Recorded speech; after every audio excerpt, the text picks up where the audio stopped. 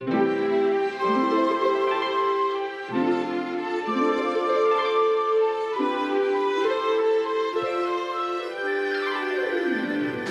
call him Flipper, Flipper, faster than lightning. No Sandy? Sandy, what's with you? I was just thinking. We've both grown up a lot. Maybe we should help you out more with the park, especially me. Hi, I'm Rico Browning. I was the creator of Flipper with Jack Cowden, and we got with Ivan Torres and MGM Studios, made 2 features, 4 years of television, and Ivan hired a young guy called Luke Halpin from New York City. And he came to Nassau where we were shooting, and that's the first time I met him. And I introduced him to Flipper, which was the animal called Mitzi. And Luke jumped in the water right away, got familiar with Flipper, and I thought it'd take a while, but it didn't. He was very friendly with Flipper, and Flipper was very friendly with him. I always respected his ability to deal with these guys. They're tough animals. They're not Mr. Nice Guy like everybody thinks they are. They're tough, and to just be a small child, let's call him at the time, to jump in there and actually one of the dolphins, her name was Patty, the original Flipper, was really a badass dolphin. It didn't even need water to beat you up.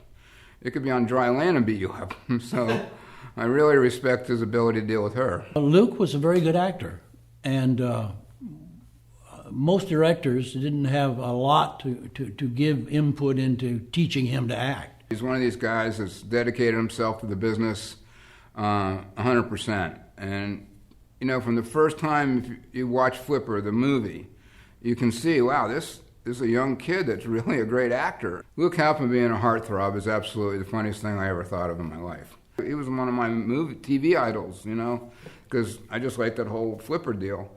And then when I got to know him and things, not knowing how much of a heartthrob he was, of course, till he tells you that. And we did some shark scenes in the first Flipper feature, and Luke got in the water, and he didn't seem to be afraid. He wasn't a great diver then, or a great swimmer, but he became one when we did the TV series. As a matter of fact, he became so good that I used him in another film, a James Bond film, called Never Say Never Again. He doubled the heavy and did a very good job. And he also was a shark handler in the show.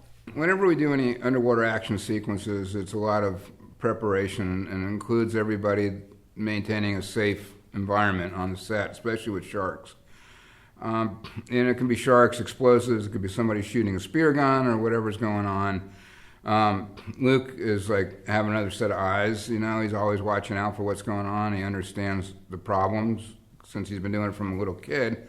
He's had a lot of bad experiences, and he's like me, he can tell you the wrong way to do a lot of things. Well, I've done a lot of things with Luke, Hot Stuff, Island of the Lost, Nobody's Perfect. His work ethics are, you know, people follow. That's one thing I tell younger guys, younger stunt people or whoever that are working for me to, you know, pay attention. You know, these guys know how they, you don't really know how they got here because they're so young they didn't never see Flipper. They have no idea really who Luke is. But I'll just tell them to watch how he works, and that's how I want you guys to work. The biggest role in filmmaking that Luke has probably accomplished was trying to help bring film to Florida. I think he's been a big advocate in that. He's a great kid, or not a kid now, but a great old man now. So he deserves the award.